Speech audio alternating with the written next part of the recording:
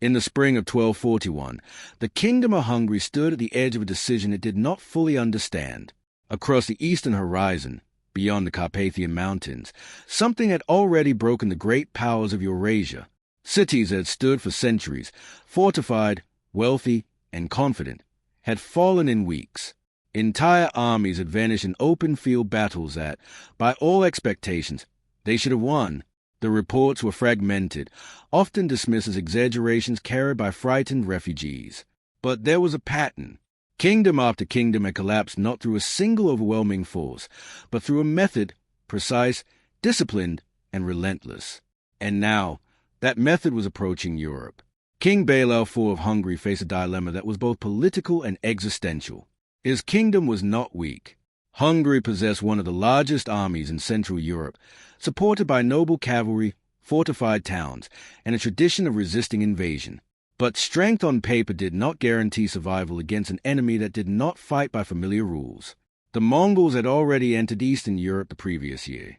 Poland had been struck first, not to conquer, but to distract. At the Battle of Legnica, a European coalition army had been defeated with alarming efficiency. The Mongols did not linger. They did not occupy. They moved on. Their true objective lay elsewhere. Hungary. The warning signs had come earlier, but they were misunderstood. Years before the invasion, nomadic groups known as Ecumens fled westward, escaping the Mongol advance. They arrived at Hungary's borders desperate, displaced, and willing to submit to the Hungarian crown in exchange for protection. King Bela accepted them. It was a decision rooted in both compassion and strategy. The Cumans were skilled horsemen, familiar with steppe warfare.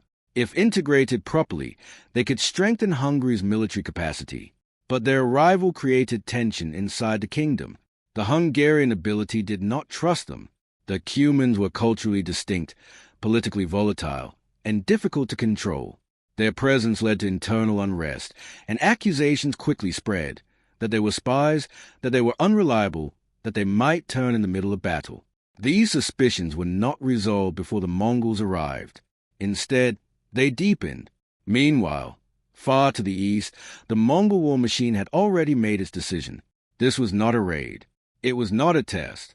It was a coordinated campaign designed by one of the most capable military leadership structures of the medieval world. At its center stood Subutai, arguably the most experienced strategist of his time. Subutai did not rely on brute force.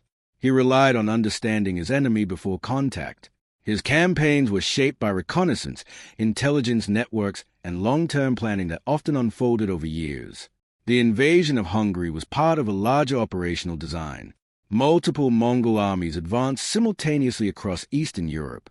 Their movements were not random. They were synchronized to isolate targets, prevent unified resistance, and stretch defensive responses beyond their limits.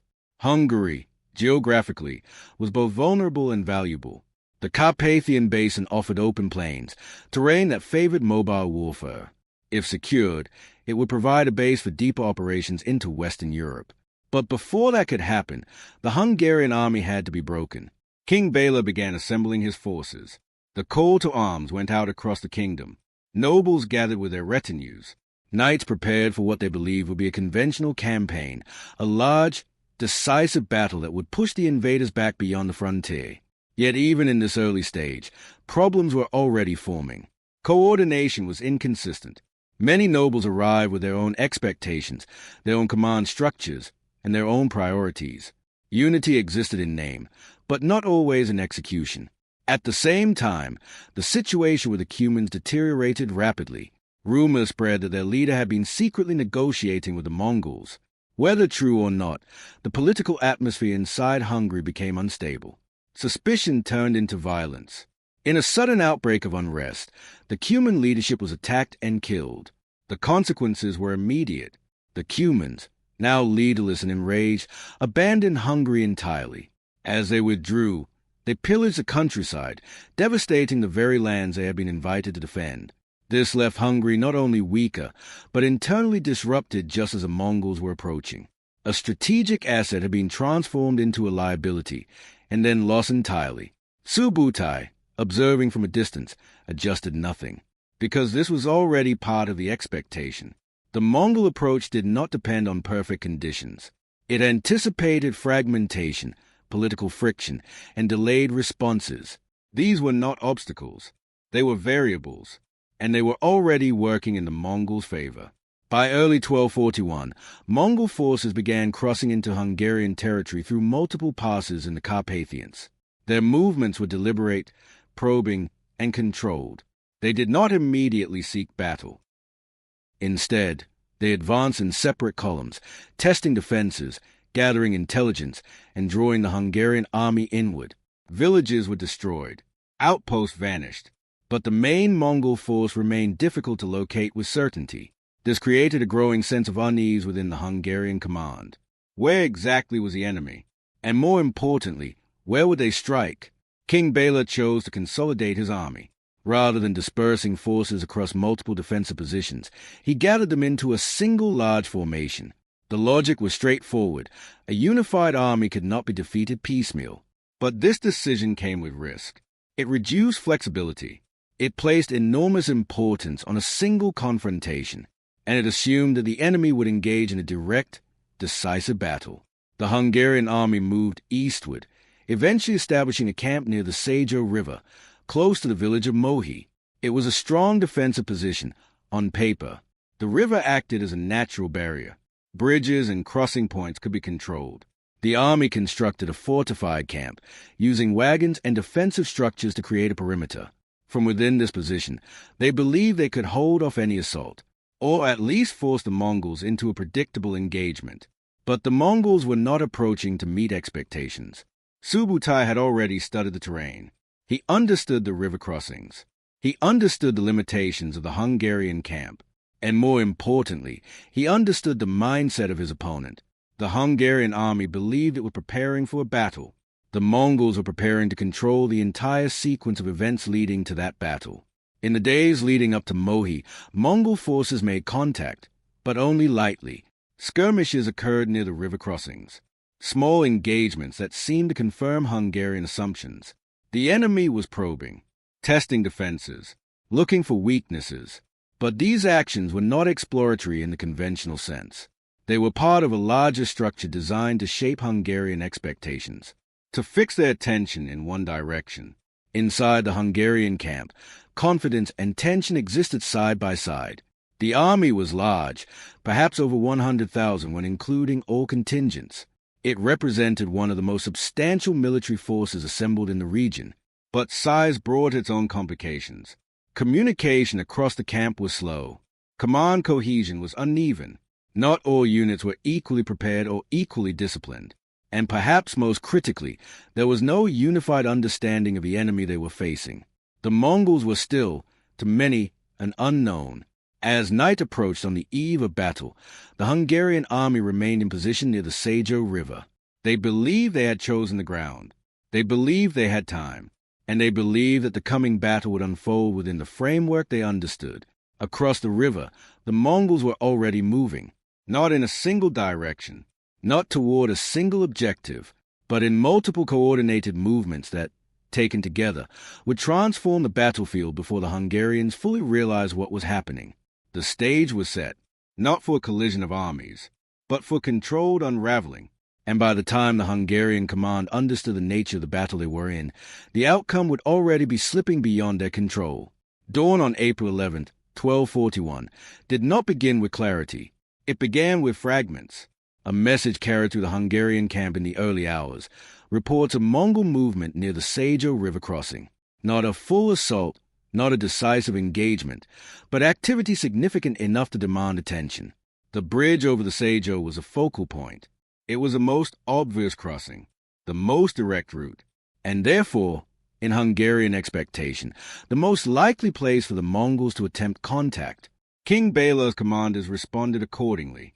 A forward force, composed largely of heavy cavalry and supported infantry, was sent to secure the bridge. Their objective was simple: deny the crossing, hold the line, and prevent the Mongols from gaining access to the western bank. In isolation, it was a sound decision, but it assumed that the Mongols were operating within the same tactical framework. The Hungarian army itself was a study in contrasts.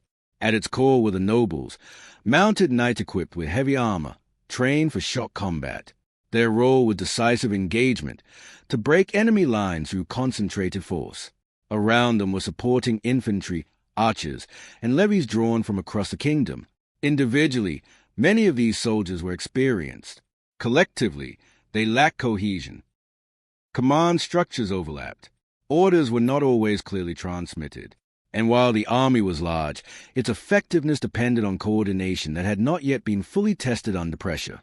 Across the river, the Mongol forces operated differently. They were not larger in number, likely no more than 15,000 to 20,000 in this theater, but their organization compensated for this.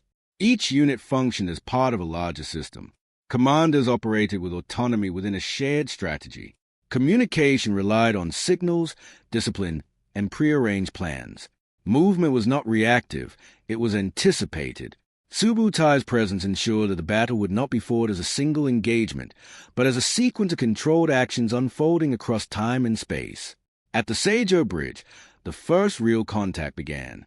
Hungarian forces arrived before dawn, taking position to block the crossing.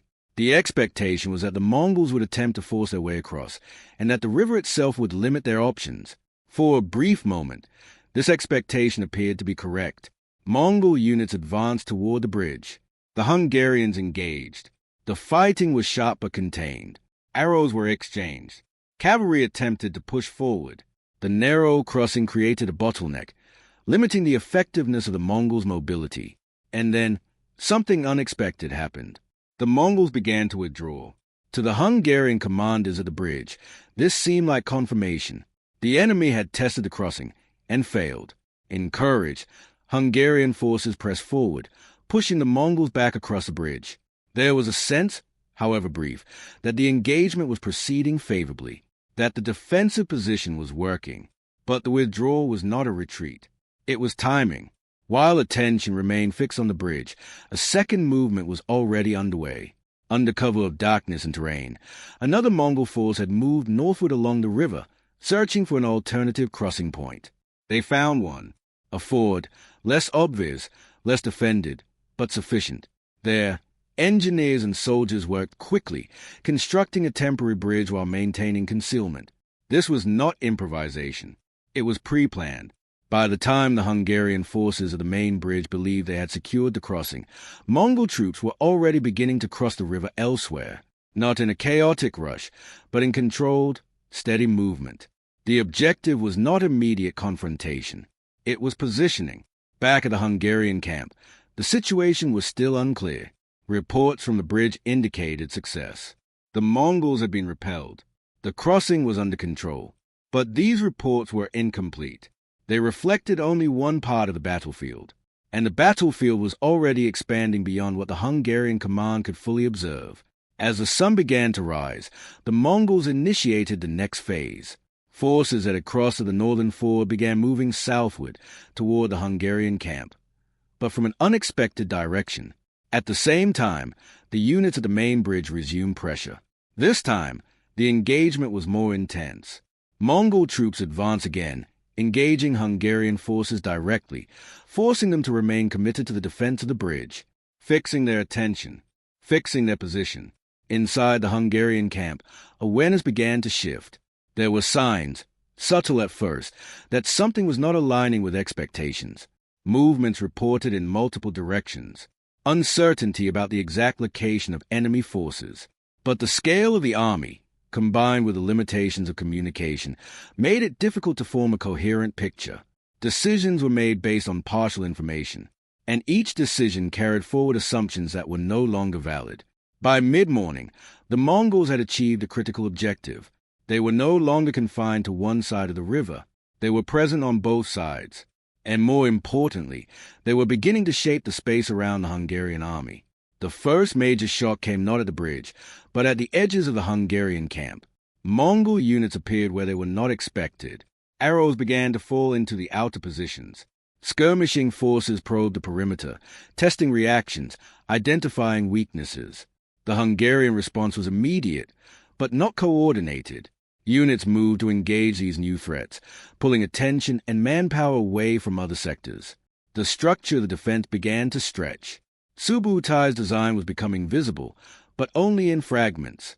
He was not attacking the strongest point. He was creating multiple points of pressure, each one manageable on its own. But together, they forced the Hungarian army into a reaction. At the bridge, the situation intensified again.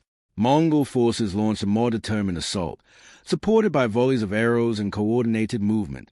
The objective was no longer simply to engage, but to break through. Hungarian forces held, but at a cost. Casualties increased. Fatigue set in, and perhaps most critically, their sense of control began to erode. Then came the final shift. Mongol forces that had crossed north of the main engagement began closing in from behind, not in a direct charge, but in a gradual tightening. They did not immediately attack the rear of the Hungarian camp. They positioned themselves, cutting off routes, observing movement, waiting. Inside the Hungarian camp, confusion was no longer contained. Reports conflicted. Some units believed the enemy was still concentrated at the bridge. Others reported contact from different directions. There was no single, unified understanding of the situation, and without that understanding, coordination began to break down. King Balo's position became increasingly difficult. He commanded a large army, but one that was now operating in segments, reacting to multiple threats without a clear picture of the whole. The initial plan, to hold the river, to control the crossing, to force predictable engagement, was no longer viable. But the alternative was unclear. The Mongols, by contrast, were executing a plan that had already accounted for this moment. They did not need to adapt. They needed to continue. By late morning, the battlefield around Mohi had transformed. What had begun as a defensive position anchored on a river crossing had become something else entirely. The Hungarian army was no longer controlling the engagement. It was contained within it. The pressure continued to build. Arrows fell with increasing frequency. Mongol cavalry moved along the perimeter, striking where resistance weakened, withdrawing before counterattacks could fully form. Every movement was measured. Every engagement served a purpose. And still, the decisive blow had not yet been delivered, because Subutai was not seeking a single moment of victory. He was constructing it, piece by piece, until the Hungarian army, despite its size, would find itself without options. By the time that realization began to take hold within the Hungarian command, the battle had already moved beyond recovery.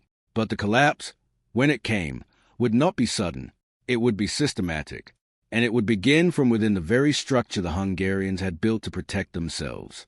By midday, the battlefield at Mohi had ceased to resemble a conventional engagement. What remained was a tightening pressure, subtle in its progression, but absolute in its effect. The Hungarian army, still vast in number, found itself increasingly constrained within its own fortified position. The wagons and defensive structures that had been assembled to create security now acted as boundaries that restricted movement. What had been designed as protection was beginning to function as containment. And outside this perimeter, the Mongols were no longer probing. They were enclosing. The first decisive rupture did not come from a single charge or frontal assault. It came from exhaustion. Units defending the Sejo Bridge had been engaged for hours. Continuous pressure, repeated feints, and shifting Mongol attacks had drained their cohesion.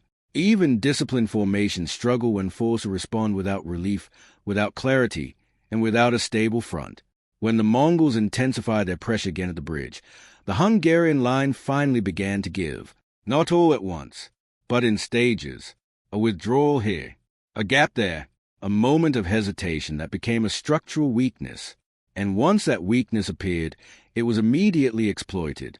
Mongol cavalry surged forward through contested crossings, not as a mass wave, but as coordinated units exploiting openings as they formed. The river line, once thought to be a defensive advantage, ceased to function as a barrier. It became a corridor, and through that corridor, Mongol forces began to flow into the interior spaces of the Hungarian position. Inside the camp, King Bela's command structure faced a moment of realization that was both immediate and irreversible. The enemy was not simply at the gates. They were already inside the operational space of the army. Reports arrived in rapid succession, conflicting, incomplete, and increasingly urgent. Some units reported encirclement, others reported successful resistance. But the overall picture was no longer coherent. The battlefield had fragmented into localized struggles, each one disconnected from the others. And in that fragmentation, coordination collapsed. Subutai's design now revealed its full logic. This was never a single battle for the river. It was a process of isolation. The Hungarian army had been encouraged to concentrate, to gather, to commit itself to one position. And once concentrated, it became possible to surround it, not physically in a perfect circle, but functionally, by controlling movement, access, and response. The Mongols did not need to destroy the entire army at once. They only needed to prevent it from acting as one. As the perimeter tightened, Mongol archers began to exert sustained pressure on the Hungarian encampment. From multiple directions, volleys of arrows struck the defensive positions. Not random fire, but coordinated suppression designed to disrupt formations and force constant defensive reactions. Every time Hungarian units repositioned, they exposed another sector. Every time they reinforced one point, another weakened. The system was being stressed beyond its ability to respond uniformly. Then came the critical moment near the central bridge crossing. A renewed Mongol push, this time larger, more concentrated, and supported by rapid cavalry movement, broke through the remaining resistance along the Sejo. The defensive line that had held since dawn finally disintegrated under sustained pressure. And with that breach, Mongol forces gained full operational access to the Hungarian rear areas. The effect was immediate and destabilizing. What had been a defensive battle became a multidirectional collapse. Hungarian units that had been holding the perimeter now found themselves threatened from behind. Orders to reinforce were issued, but execution lagged behind reality. Movement within the camp became disordered as formations attempted to reposition under pressure from multiple sides. And in warfare, movement under uncertainty is often indistinguishable from breakdown. King Belo attempted to maintain coherence. He ordered regrouping. He attempted to stabilize key defensive sectors. But the fundamental problem was no longer tactical, it was structural. The army could not see itself as a unified whole anymore. It only saw fragments. And fragments cannot coordinate against a system designed to exploit fragmentation. By late afternoon, the Mongols executed the final phase of their operation. Subutai's forces, now fully across the river and established in depth, began to compress the Hungarian position, not through reckless assault, but through positional dominance. Escape routes were reduced. Movement corridors were narrowed. Pressure was applied where resistance was weakest. The Hungarian army was not being destroyed in a single moment. It was being dismantled in sequence. Within the encampment, panic began to spread, not as a sudden outbreak, but as a slow erosion of confidence. Units that had held firm in the morning now found themselves isolated. Commanders attempted to reorganize formations, but communication delays meant that decisions were always reacting to situations that had already changed. The battlefield had accelerated beyond the army's ability to synchronize. King Belo eventually recognized that the battle could not be recovered in its original form. He ordered a withdrawal attempt. But by this stage, withdrawal itself had become a contested action. Mongol forces were already positioned to intercept movement. What remained of the Hungarian army had to move through controlled corridors of enemy presence. Retreat was no longer a single direction. It was a series of fragmented escapes. The collapse that followed was not a single catastrophic moment. It was a dissolution. Some Hungarian units fought their way out in small groups. Others were overwhelmed within the encampment. Many were separated from command entirely, fighting without knowledge of the broader situation. The battlefield became a collection of isolated engagements, each one shaped by local conditions rather than strategic intent. By nightfall, the Hungarian army at Mohi had ceased to exist as a functional military force. What remained were survivors, scattered across the countryside, retreating in confusion and exhaustion. The royal camp had been overrun, the river crossing secured, and the strategic initiative entirely in Mongol hands. King Belo himself was forced into retreat, fleeing westward toward protection of fortified towns and foreign borders. His survival ensured the continuation of the kingdom, but the army he had assembled, the force meant to stop the invasion, had been decisively broken. The consequences of Mohi extended far beyond the battlefield. With Hungary's main field army destroyed, the Mongols gained open access to the Hungarian plains. Cities that had once relied on field armies for protection now faced siege without relief. Fortifications that were strong in isolation became vulnerable without external support. Across Central Europe, the psychological impact was immediate. The assumption that European heavy cavalry and fortified positions could reliably stop Mongol expansion had been shattered. And yet, even in victory, the Mongols did not linger. Their campaign continued in multiple directions across Europe, but their presence in Hungary itself would eventually recede due to broader strategic shifts within the Mongol Empire. What remained was not occupation, but transformation, a continent forced to reconsider the nature of warfare itself.